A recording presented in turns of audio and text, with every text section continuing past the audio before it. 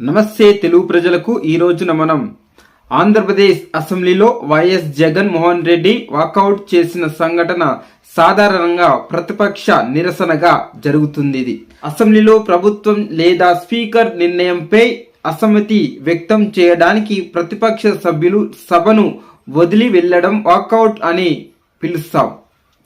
YS Jagan walkout చేయడానికి సాధారణ కారణాలు: తనకు మాట్లాడే అవకాశం ఇవ్వలేదని అభ్యంతరం, ప్రజా సమస్యలపై చర్చకు అనుమతి లేకపోవడము, సభా నియమాలు ఉల్లంఘన జరిగిందని ఆరోపణ.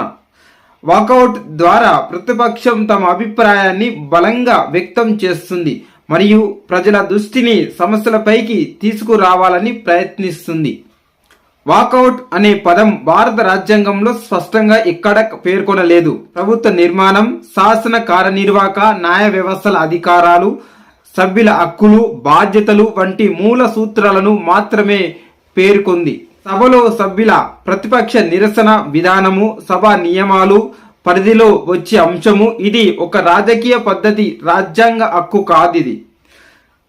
ఆర్టికల్ 105, 194 పార్లమెంటు, రాష్ట్ర శాసనసభ సభ్యులు ప్రత్యేక హక్కులు, సభ్యులు మాట్లాడే హక్కు, నిరసన తెలిపే స్వేచ్ఛ ఉంటాయి. ఈ హక్కుల పరిధిలోనే వాకౌట్ చేయడం జరుగుతుంది.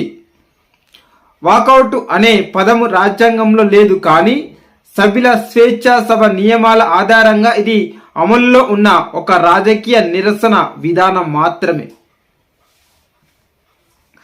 వాకౌట్ చేసినందుకు గవర్నర్ నేరుగా ఎలాంటి చర్యలు తీసుకోరు. వాకౌట్ అనేది సభలోని సభ్యుల రాజకీయ నిరసన విధానం మాత్రమే. ఇది సభ వ్యవహారము. గవర్నర్కు సభ కార్యకలాపాలలో నేరుగా జోక్యం చేసుకునే అధికారం లేదు.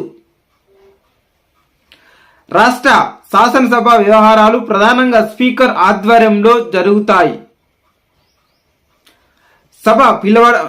సభను పిలవడము, వాయిదా వేయడం ఆర్టికల్ 174 ప్రకారం జరుగుతుంటది.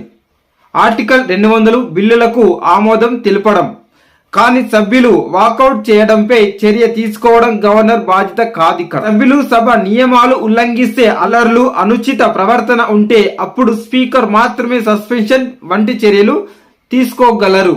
కాబట్టి వాకౌట్ వల్ల గవర్నర్ చర్యలు తీసుకునే పరిస్థితి సాధారణంగా ఉండదు. వాకౌట్ చేసిన ఆ రోజు సభకు హాజరైనట్టుగానే పరిగణిస్తారు. కానీ ఒక షరతు ఉంది. ఎలా? సభ్యుడు ముందుగా సభలోకి వచ్చి హాజరు నమోదు చేసినట్లయితే, ఆ తర్వాత నిరసనగా వాకౌట్ చేసిన ఆ రోజు హాజరైన సభ్యుడుగానే పరిగణిస్తారు.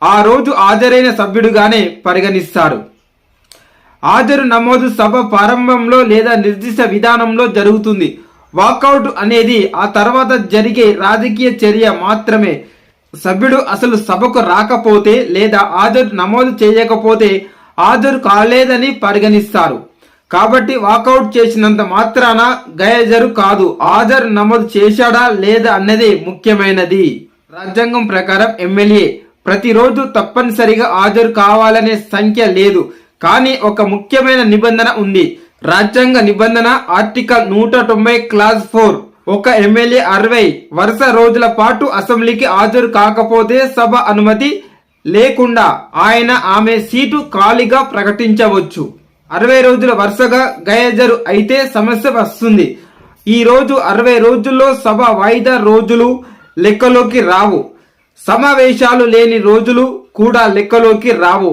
ముందుగా సభ నుంచి అనుమతి తీసుకుంటే సీటు రద్దు కాదు. ప్రతిరోజు హాజరు కావాలని ఖచ్చితమైన కనీస సంఖ్య లేదు. కానీ అనుమతి లేకుండా 60 రోజులకు పైగా గైర్హాజరు అయితే సీటు ప్రమాదంలో పడుతుంది.